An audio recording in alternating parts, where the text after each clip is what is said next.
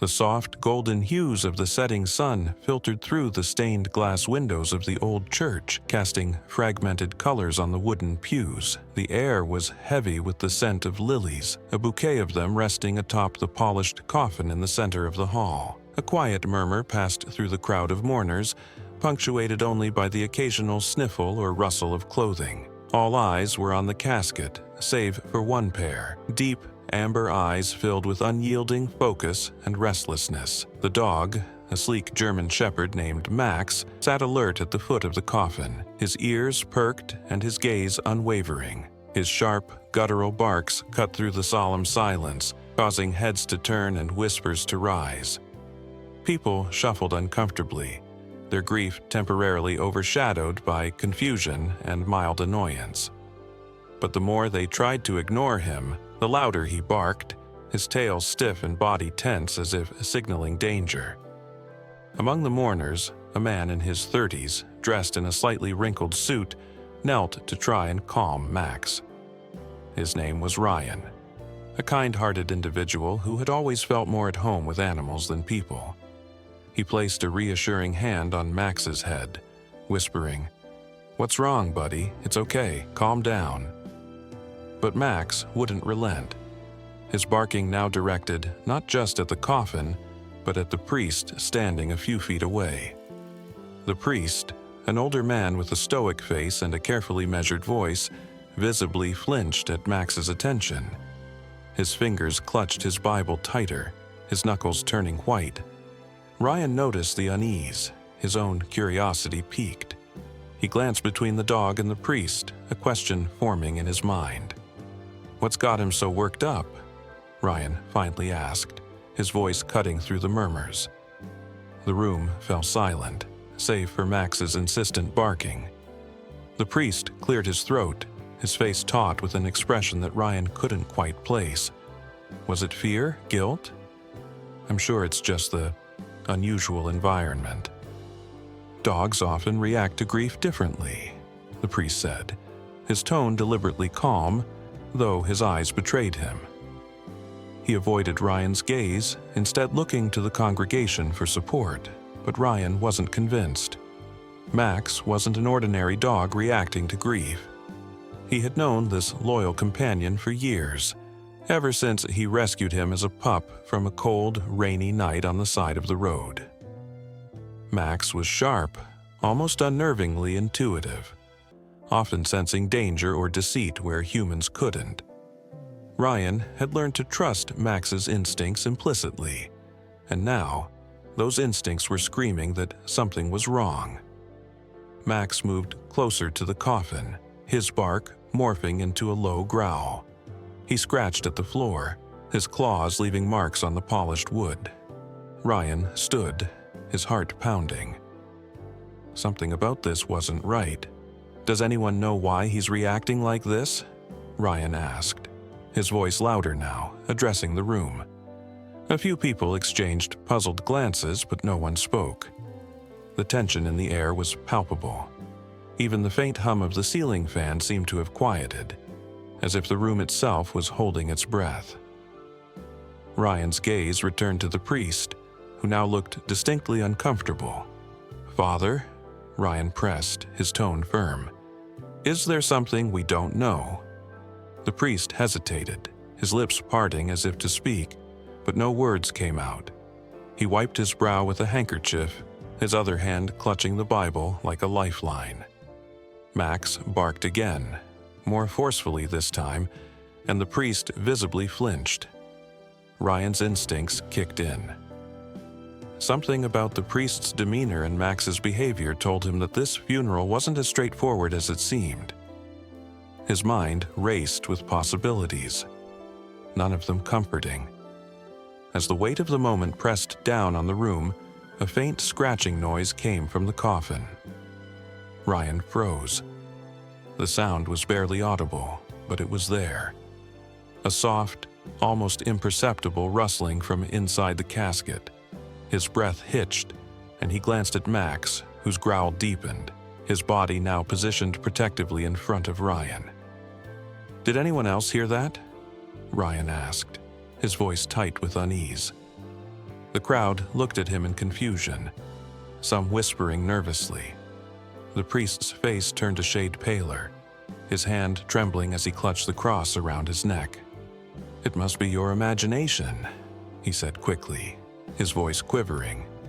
"This is a sacred moment. Please let us proceed with respect." But Ryan couldn't shake the feeling that something was terribly wrong. His hands clenched into fists as he stepped closer to the coffin, his pulse hammering in his ears. He didn't know what he expected to find, but he knew one thing for certain: Max was never wrong. Ryan had always been a drifter, moving from town to town in search of something he couldn't quite name. A carpenter by trade, his hands were as skilled at building as they were at mending. But what he couldn't mend was the gaping hole left in his heart after losing his younger brother Jake years ago. The tragedy had left him aimless, avoiding deep connections with people, afraid to lose again. That's when Max had entered his life, a chance encounter on a stormy night that would change everything. It was pouring rain, the kind that made the world blur into a curtain of gray. Ryan was driving back from a late-night job when his headlights caught something on the roadside. At first, he thought it was just a shadow, a trick of the light, but then it moved. Slamming on the brakes, he pulled over to investigate. What he found was a trembling, soaked puppy, barely able to stand, its dark fur matted and its amber eyes filled with fear. Without hesitation, Ryan wrapped the pup in his jacket and took him home, naming him Max for the strength he hoped the little dog would one day embody. In the years that followed, Max grew into a loyal companion, always by Ryan's side. They became an inseparable pair, tackling life's hurdles together. For Ryan, Max wasn't just a pet. He was a lifeline, a steady presence that anchored him in a world that often felt too transient. And for Max, Ryan was more than a master. He was family. Their bond deepened with time, forged in moments of quiet understanding, shared solitude, and mutual healing. But their lives took a turn when Ryan decided to settle in a small, picturesque town nestled between rolling hills and dense forests. It was the kind of place where everyone knew everyone, and secrets were whispered behind closed doors. Ryan had been hired to restore the town's aging church, a project that intrigued him both professionally and personally. The church was a relic, its worn stones and creaking wood steeped in history. But there was something about it that felt off. The locals were overly cautious, their conversations hushed whenever the topic of the church came up. It was as if they feared speaking too loudly about it might awaken something best left undisturbed. Max seemed to sense it too. From the moment they stepped into the church for the first time, his behavior changed. Normally calm and composed, Max became hyper-alert, his ears twitching at every sound, his nose constantly sniffing the air. At first, Ryan chalked it up to the unfamiliar surroundings, but the dog's unease persisted. One night, as Ryan worked late repairing the pews, Max began barking furiously at a locked door near the back of the church. The door led to the basement, a place the priest, Father Gregory, had explicitly told Ryan not to enter. "What's down there, Max?" Ryan muttered. His own curiosity piqued. He tried to distract the dog, but Max wouldn't budge, his barking relentless until Ryan finally led him away. That night, Ryan couldn't shake the image of the locked door from his mind. Why had Father Gregory been so adamant about keeping it off limits? And why was Max so fixated on it? As days turned into weeks, Ryan began to notice other oddities. Father Gregory, who had initially seemed warm and welcoming, started to avoid him, his demeanor growing colder with each passing day. The townsfolk, too, seemed uneasy whenever Ryan mentioned his work at the church. One elderly woman, Mrs. Carter, had gripped his arm with surprising strength when he casually brought it up, her voice trembling as she whispered, "Be careful, young man. Not everything in that church is holy." Then came the funeral. Ryan hadn't known the deceased personally, but the entire town seemed to turn out for the service. Father Gregory delivered the eulogy with practiced solemnity, his voice echoing in the cavernous hall. Everything seemed normal, until Max started barking. Ryan had brought him along, thinking his presence might help soothe the somber mood, but the dog's reaction was anything but calming. His sharp, insistent barks disrupted the service, drawing attention to the coffin at the center of the room. It was then that Ryan noticed something peculiar. While everyone else looked confused or annoyed by Max's behavior, Father Gregory seemed genuinely unsettled. He avoided looking at the dog, his eyes darting nervously as if searching for an escape. That's when Ryan began to piece things together. Max's instincts had never steered him wrong before. Whatever had him on edge wasn't random, it was directed. And the priest's reaction only added to the growing list of questions swirling in Ryan's mind. After the funeral, Ryan lingered behind, his curiosity outweighing his better judgment. As the mourners filtered out, he approached the coffin, Max still tense at his side. That's when he noticed the faintest sound, like a whisper of movement from within. His blood ran cold, but he couldn't look away. Max growled low, his body rigid, as if ready to protect Ryan from whatever lay inside. The central conflict was no longer a mystery. It was right in front of him. Something was deeply wrong, not just with the church, but with the very foundation of the town's secrets. And Max, loyal and fearless, was determined to lead Ryan straight to the heart of it, no matter the danger that awaited. Ryan had always considered Max more than just a pet. He was family, a steadfast companion who had entered Ryan's life at his lowest point and remained through thick and thin.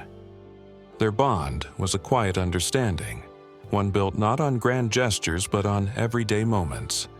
Walks in the forest, nights by the fire, and shared meals. But as the strange happenings around the church deepened, Ryan realized just how extraordinary Max truly was. One evening, as the autumn chill set in, Ryan decided to bring Max along to the church for company while he worked. The restoration project had reached its most delicate stage, requiring him to painstakingly replace sections of the rotting floorboards without damaging the intricate carvings beneath. Max usually sat quietly nearby, his presence comforting but unobtrusive. Tonight, however, was different. From the moment they entered the church, Max became restless. His ears perked up, his body tensed, and his eyes scanned the shadows as if searching for something unseen. Ryan tried to focus on his work, but Max's unease was contagious. Every creak of the old building seemed louder, every shadow darker. Then, just as Ryan was about to pack up for the night, Max froze. His gaze locked on a spot near the altar, and a low growl rumbled in his throat. Following the dog's lead, Ryan approached cautiously. There, hidden beneath a loose tile, he found a small leather-bound journal. Its pages were yellowed with age, the handwriting spidery and difficult to read. Curious, Ryan slipped it into his bag, intending to examine it later. Back at his cabin, Ryan pored over the journal while Max lay at his feet, occasionally lifting his head to watch the door as if standing guard. The entries were cryptic, written by someone who had worked at the church decades earlier. They spoke of strange noises at night, mysterious visitors, and a locked basement that no one was allowed to enter. The final entry was the most unsettling. "I can't stay silent any longer. Whatever lies beneath the church is not of God. If I disappear, let this be my warning." The journal's revelation set Ryan on edge, but it was Max's behavior that truly alarmed him. The dog had always been sensitive to his surroundings, but now he seemed hyper-aware, his every movement deliberate and watchful. When Ryan returned to the church the next day, Max refused to enter. planting himself firmly at the threshold and barking as if to warn him away. It was only after much coaxing that Max relented, staying close to Ryan's side as they ventured inside. As Ryan worked, he couldn't shake the feeling of being watched. Max, too, seemed to sense it, his head swiveling at the slightest sound. Then, while replacing a section of floorboards near the pulpit, Ryan uncovered something that made his blood run cold. A hidden compartment containing what appeared to be ritual objects: candles, a rusted dagger, and a small, withered figure carved from wood. It was unlike anything Ryan had ever seen, its twisted form exuding an air of malevolence that made his skin crawl. Max growled low, his hackles raised, and Ryan quickly reburied the objects, his heart pounding. That night, as a storm raged outside, Ryan was awoken by Max barking furiously. He rushed to the window and saw a figure moving through the trees, their silhouette illuminated briefly by a flash of lightning. Grabbing a flashlight, Ryan stepped outside, Max at his heels. They followed the figure's trail into the woods, where they found fresh footprints leading to an old, overgrown path that Ryan hadn't noticed before. Max led the way, his nose to the ground, his body tense with purpose. The path ended at a clearing, where an abandoned well stood in the center. The figure was nowhere to be seen, but Max's behavior suggested they were not alone. He circled the well, barking and growling, his eyes darting to the surrounding trees. Ryan peered into the well and saw something glint in the faint light: a small silver crucifix hanging from a chain. It seemed out of place, its pristine condition contrasting sharply with the well's decay. Ryan pocketed the crucifix, a sense of foreboding settling over him. The discovery of the crucifix only deepened the mystery. Over the next few days, Ryan noticed subtle changes in the townsfolk's behavior. They avoided eye contact, their smiles strained, and their conversations grew quieter whenever he approached. Father Gregory, too, became more withdrawn, his sermons increasingly cryptic and unsettling. Max, ever vigilant, refused to leave Ryan's side, his presence a constant source of reassurance. As the bond between man and dog deepened, so did the danger. Ryan began to piece together a chilling pattern, one that pointed to something far darker than he had imagined. And through it all, Max remained his unwavering ally, his instincts guiding Ryan toward the truth, even as the stakes grew higher. Whatever lay at the heart of the mystery, Ryan knew one thing for certain: he and Max would face it together, no matter the cost. The storm outside mirrored the turmoil within Ryan as he pieced together the puzzle. The journal's cryptic warnings, the ritual objects, and the strange crucifix from the well all pointed to a horrifying truth. The church, once a sanctuary, had become a place of darkness. Max had sensed it from the start, his behavior a constant warning that Ryan had initially ignored. Now, standing in the church's shadowed nave, Ryan understood that whatever was hidden here was far from ordinary, and it was waking up. Max barked sharply, his body coiled and ready. Ryan followed his gaze to the altar, where the wooden carving he had buried days ago now sat, inexplicably unearthed and placed upright. A chill ran down his spine as the candles on the altar flickered, their flames stretching unnaturally high. The air grew thick, oppressive, as if the church itself were alive and breathing. Ryan took a step back, but Max held his ground, his growls deep and unrelenting. Suddenly, the church door slammed shut, the sound reverberating like a gunshot. Ryan spun around, his flashlight flickering wildly. A figure emerged from the shadows. It was Father Gregory. His face was pale, his eyes wide with a mix of fear and desperation. "You shouldn't have come back," the priest said, his voice trembling. "It was meant to stay buried." "What is this?"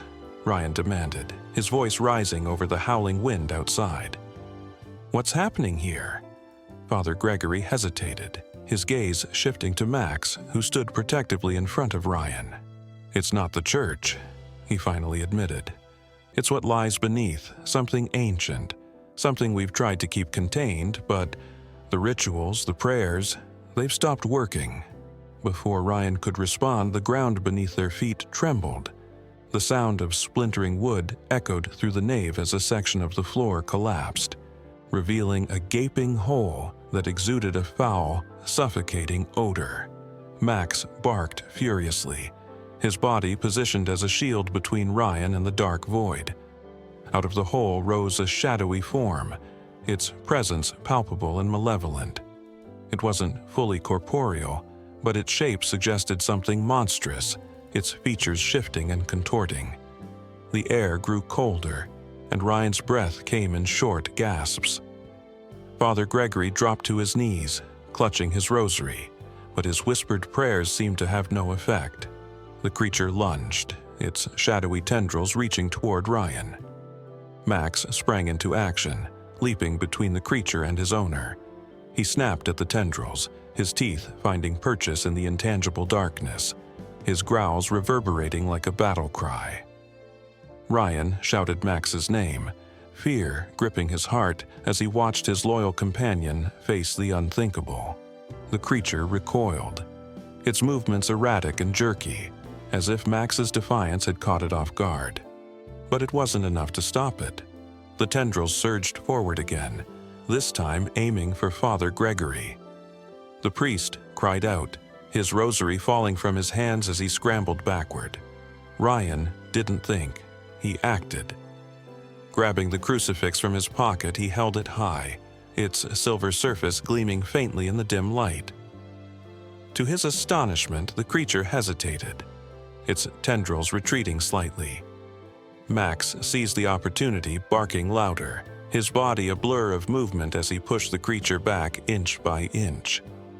Ryan moved closer to the altar, the crucifix held steady in his trembling hands. "Gregory!" Ryan shouted. "What do we do?" The priest looked up, his face streaked with tears. "The carving!" he gasped. "It's the key! Destroy it!" Ryan's eyes darted to the wooden figure on the altar. It seemed to pulse with a dark energy, its twisted form almost alive. He hesitated for a split second, but Max's fierce determination spurred him on. With one swift motion, he grabbed the carving and threw it to the ground, smashing it beneath his boot. The effect was immediate. The creature let out a deafening screech, its form convulsing and shrinking. The shadows began to recede, the oppressive air lifting as the light from the candles grew steadier. Max stood his ground, his growls subsiding as the creature dissolved into nothingness. The silence that followed was deafening. Ryan fell to his knees, his breath ragged, the crucifix still clutched in his hand. Max approached him, his tail wagging weakly, his body trembling from the exertion.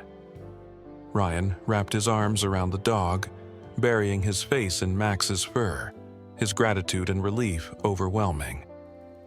Father Gregory sat slumped against a pew, his eyes closed, his lips moving in silent prayer. The church, though damaged, felt lighter, as if the darkness had been exorcised. But Ryan knew this victory had come at a cost.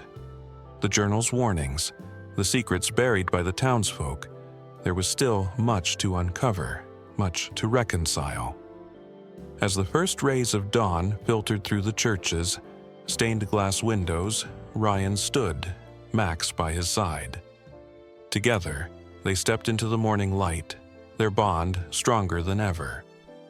Max had not only protected Ryan, but had also saved an entire town from a darkness it had long ignored. Ryan knew he owed his life to the dog, but more than that, he owed him his trust, his love, and his promise to never take their bond for granted. The sunlight bathed the small town in a warmth it hadn't felt in years, casting long shadows over the ruins of the old church. Ryan stood at the edge of the clearing, Max sitting steadfast by his side. The dog's eyes, deep and intelligent, reflected a calm strength, as if he understood the significance of what they had faced together. For the first time in weeks, the air felt lighter. The suffocating weight of secrets and fear lifted. Ryan looked down at Max, reaching to ruffle the fur between his ears. "You saved us, buddy," he said softly. The dog wagged his tail, a slow and deliberate movement, as if acknowledging the words. Ryan knew that Max had always been more than just a pet. He was a protector, a guide, and a reminder of everything pure in a world that often felt dark and overwhelming. As they walked through the town, people emerged from their homes, their faces lined with worry and curiosity. News of the strange events at the church had spread quickly, and though no one fully understood what had transpired, they all knew something had changed. Father Gregory stood by the church's charred doorframe, his expression a mix of relief and remorse. He raised a hand in silent gratitude as Ryan and Max passed, a gesture that spoke volumes about the weight they had lifted from his shoulders. Later that day, Ryan sat on the porch of his small cabin, Max resting at his feet. The journal lay open on his lap, its pages now smudged and worn. He had been reading through the final entries, trying to make sense of the priest's cryptic warnings and the town's buried history. What stood out most, however, was not the darkness they had faced, but the moments of light that had broken through. Max's unwavering loyalty, the villagers' tentative steps toward unity, and Ryan's own realization of the strength he carried within. Max stirred, his ears perking up at the sound of approaching footsteps. It was Claire, the young woman from the diner who had always seemed to know more than she let on.